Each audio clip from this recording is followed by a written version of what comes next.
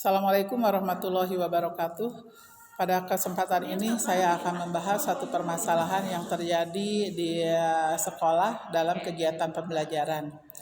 Permasalahan yang saya hadapi di kelas yaitu ketika saya menemukan siswa yang berkebutuhan khusus, yaitu di kelas 10, ada siswa yang berkebutuhan khusus yang selama ini saya belum pernah menangani siswa berkebutuhan khusus. Jadi dalam hal ini saya sangat hati-hati dalam bertindak, karena menurut informasi siswa tersebut kadang ada kalanya menangis ketika ada perilaku atau suatu keadaan yang tidak diharapkannya.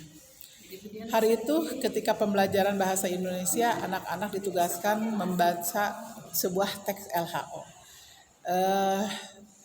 Siswa harus membuat beberapa pertanyaan yang bisa menggali informasi dari teks LHO dan dengan menggunakan adik Simba, apa, di mana, kapan, siapa, dan mengapa, dan bagaimana.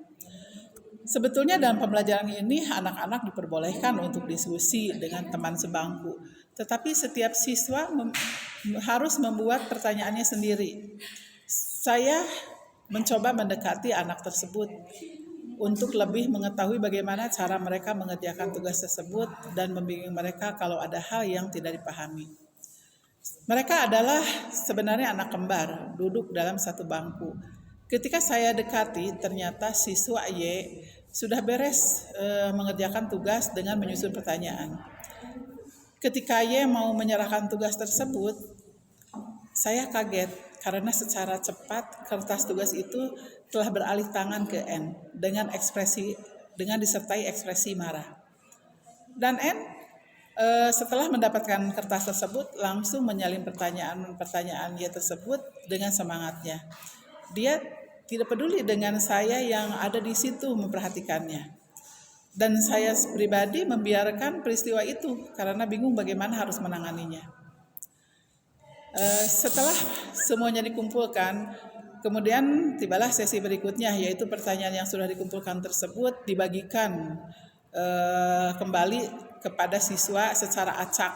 Yang terpenting adalah tidak kembali ke siswa yang membuatnya. Anak-anak diharuskan menjawab pertanyaan-pertanyaan yang dibuat oleh temannya. Dan ketika itu ada seorang anak yang mendapatkan pertanyaan yang dibuat oleh si N. Ketika setelah membaca hasil tugasnya, si anak tersebut merasa bingung. Dia mendekati saya sambil tertawa-tawa dengan pertanyaan-pertanyaannya itu. Saya secara cepat bisa memahami punya siapa itu. Nah, begitu ini langsung saya dekati anak tersebut dan si anak itu tertawa dengan pertanyaan yang dibuatnya.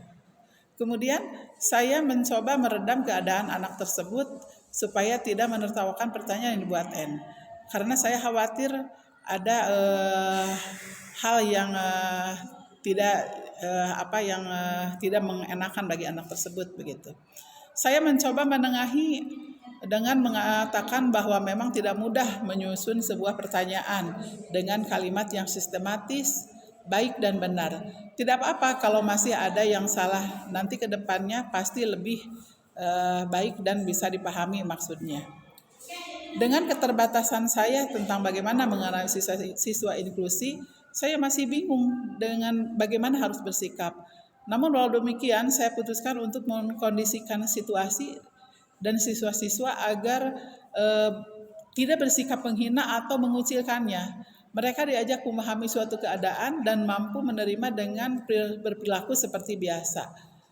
Mungkin itu permasalahan yang saya hadapi. Mudah-mudahan ke depannya akan ada pengarahan dan bimbingan bagaimana menghadapi siswa inklusi.